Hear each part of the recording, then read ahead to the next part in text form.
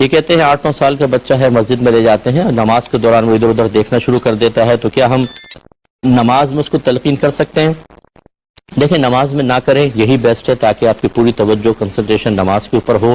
یہ آپ اس سے پہلے کریں، اس کو پیار سے سمجھائیں کہ بیٹا نماز کے دوران ایسا نہیں کرتے. اگر فرض کر لیں وہ کر بھی لے تو آپ نوٹ کر لیں کہ اس نے نماز میں کیا تھا. فوری نہیں، گھر پر آ کر پیار سے محبت سے پھر اس کو سمجھائیں کہ بیٹا ہم اللہ تعالیٰ کی بارگاہ میں ہوتے ہیں. جب آپ کلاس میں ہوتے ہیں، ٹیچر پڑھا رہی ہوتی ہیں، تو یہ ادب کے خلاف ہوتا ہے کہ آپ آپس میں باتیں کریں یا شور شرابہ کریں. اس وقت آپ کی کنسنٹریشن بالکل مس کی طرف ہوتی ہے، ٹیچر کی طرف ہوتی ہے. ایسے جب ہم اللہ تعالیٰ کی بارگاہ میں کھڑے ہوتے ہیں تو اللہ کی رحمت خاص ہماری طرف متوجہ ہوتی ہے، اس میں دائیں بائیں نہیں دیکھا جاتا. تو بچوں کو سمجھ میں آئے گا. 1 دفعہ 2 دفعہ پیار سے ہی سمجھائیں، اس میں ڈانٹ ڈپٹ نہ کریں. لیکن وہاں پر نماز کے دوران اس کو پکڑنا، تنبیہ کرنا، نہ آپ کا خشوع و خضوع باقی رہے گا اور نہ بچے وہاں پر کوئی تلقین اتنی سنجیدگی کے ساتھ حاصل کریں گے. ہاں، بہت ہی غصیلا باپ ہو تو ایک الگ بات ہے کہ یوں ہاتھ کر کے کان ہی مروڑ دیا اس کا اور بچہ خوفزدہ ہو گیا کہ ابا نے حالت نماز میں اٹیک کر دیا، تو یہ پھر یہ اصلاح نہیں ہے.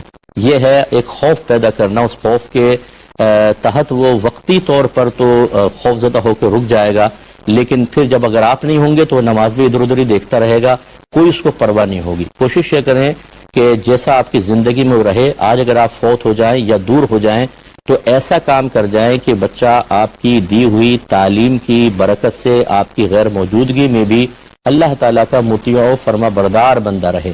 نہ یہ کہ آپ اپنے زور بازو پر یا خوف کی بنا پر سزا، پنشمنٹ، اس سے آپ بچے کو سیدھے راستے پر رکھیں.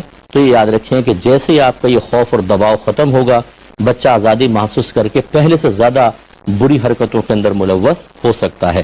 اگرچہ سختی کرنا بعض صورتوں میں منع بھی نہیں ہوتا، لیکن یہاں پر بہرحال مناسب نہیں. ایک بھائی نے فرمایا تھا کہ یہ جمعے میں جو ہے وہ قاری صاحب جو بعد اوقات جمعے کے لیے لوگ صفوف میں کھڑے ہو جاتے ہیں اور پھر چندے کا بڑا لمبا سلسلہ شروع کر دیتے ہیں، مانگتے ہیں پیسے وغیرہ، اور 5 سے 7 منٹ اس میں نکل جاتے ہیں. کیا حکم شرع ہوگا؟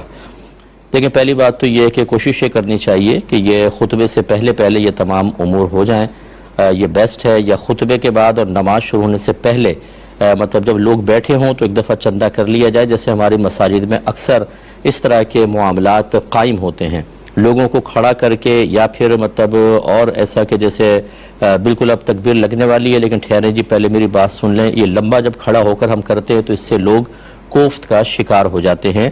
تو یقیناً اس میں تھوڑی سی ایسی احتیاط کرنی چاہیے کہ عرف و عادت کو بھی ملحوظ رکھیں، لوگوں کی طبیعتوں اور کیفیات کو بھی مد نظر رکھا جائے. لیکن اس سے ایک دوسرا پہلو بھی ہے جو میں گزارش کرتا ہوں کہ دیکھیں، بعض مساجد ایسی ہوتی ہیں جن کی کوئی ارننگ نہیں ہوتی، یعنی ان میں دکانیں وغیرہ نہیں ہوتی، نہ وہاں پر کوئی ایسے مخیر حضرات ہیں جو مسجد کے مطلب اکثر انتظامات اپنی ذاتی جیب سے پورا کر دیتے ہوں. آج کل مساجد کا نظام چلانا انتہائی مشکل ہے. بڑے بڑے بل آتے ہیں اور وہ بل بھرے نہیں جا سکتے. بعض علاقوں میں جیسے ہمارے کراچی کی میں بات کر رہا ہوں کہ پانی بھی نہیں آتا اور وہاں پہ واٹر ٹینکر ڈلوانے ہوتے ہیں ہر ہفتے اور اتنے نمازی ہوتے ہیں. تو اگر یہ چندہ طلب نہ کیا جائے، بار بار ترغیبات نہ دی جائیں، تو نہ اس سے سیلریز نکالی جا سکتی ہیں، یعنی مسجد کے جو آمدنی ہے اس سے سیلریز بھی نہیں نکلتی. پانی کیسے ڈلوائیں گے، بجلی کا بل، صفائی، مینٹیننس، تو پھر نظام کیسے چلے گا؟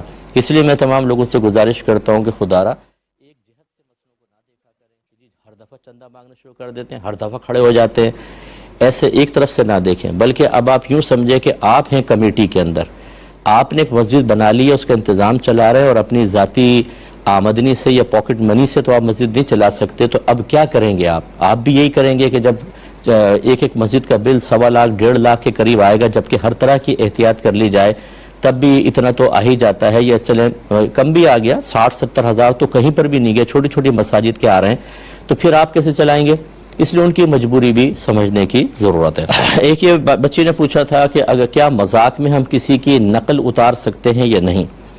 دیکھیں، مسئلہ یہ ہوتا ہے کہ بعض اوقات تو آپ اکیلے ہیں، جیسے کمرے کے اندر غیر موجودگی میں کسی کی نقل اتار رہے ہیں، یہ بھی مناسب نہیں ہے، لیکن اس کو مکروہ تنزیہی کہا جائے گا، یعنی نہ گناہ نہ ثواب، کیونکہ آپ کا یہ فعل کسی کی دل آزاری کا سبب نہیں بن رہا.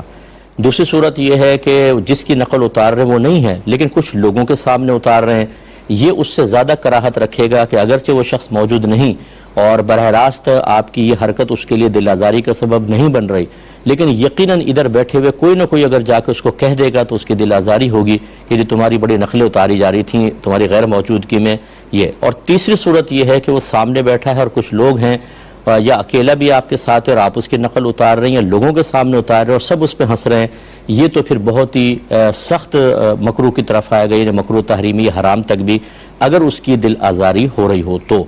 اور ایک ہوتا ہے کہ دوست آپس میں مذاق اڑاتے ہیں، مذاق کر رہے ہوتے ہیں، لیکن اس طرح کا نہیں ہوتا کہ کوئی بہت زیادہ گلٹ فیل کرے، بلکہ وہ ویسے ہی آپس میں ایک دوسرے کے کر رہے ہوتے ہیں. یہ بھی مطلب سخت حکم تو نہیں ہے، لیکن ہم اس کو بھی منع کریں گے اور شریعت اس کو لائک نہیں کرتی ہے، کیونکہ یاد رکھیں کہ لوگوں کی کیفیات مختلف ہوتی ہیں. بعض اوقات ایک بے تکلف دوست ہمیں کچھ کہہ دیتا ہے، ہم اگنور کر دیتے ہیں، ہم اسے کہتے ہیں، وہ اگنور کرتا ہے، ہم سمجھتے ہیں کہ ہر دفعہ اگنور کرے گا. لیکن خود آپ اپنی کیفیات دیکھ لیں کہ بعض اوقات موڈ ایسا نہیں ہوتا کہ آپ مذاق کریں، اور کوئی کرتا ہے تو ہم سیریس ہو جاتے ہیں، غصے میں آ جاتے ہیں، فوراً سامنے والے کہتا ہے یار آج تمہیں کیا ہو گیا. اسی طریقے سے سامنے والے کی کیفیات ہوتی ہیں کہ وہ کبھی ڈپریشن میں ہوتا ہے، کبھی پریشانی کے اندر ہے، کبھی اس کی طبیعت آپ کے اس مذاق کو قبول نہیں کر رہی، وہ اس وقت نہیں لائک کر رہا، تو اس کی دل آزاری کا سبب بنے گا. اس لیے چونکہ ایسے ماحول میں کہ جبکہ آپ یہ سمجھتے ہیں کہ شاید اس کی دل آزاری نہ ہو، لیکن امکانات یہ ہیں کہ دل آزاری پاسبل ہے، ادھر بھی اجتناب کرنا ضروری ہوتا ہے. اور ہمارا مشورہ ہے کہ ایسا ہرگز نہ کریں، اور خصوصاً میں گزارش کرتا ہوں بڑوں کا مذاق ہرگز نہ کریں. بعض اوقات ہم بچوں کے ساتھ بیٹھے ہوتے ہیں اور کسی بڑے کی نقلیں اتار رہے ہوتے ہیں، اس سے بچوں کے اندر جرأت پیدا ہوتی ہے، وہ بھی بڑوں کی نقلیں اتارتے ہیں، اور ایک وقت آئے گا کہ آپ کی بھی نقلیں اتاریں گے، اور جب آپ کو اس کی خبر پہنچے گی تو شدید دل آزاری ہوگی. تو خلاصہ کلام یہ ہوا کہ کسی کی نقل اتارنا اگر بالکل تنہائی میں اکیلے آپ کر رہے ہیں، اکیلے خود ہی بیٹھے ہوئے، تو مکروہ تنزیہی ہے، نہ گناہ نہ ثواب، گنجائش نکلے گی. لیکن یعنی اس پہ آپ کو کی گرفت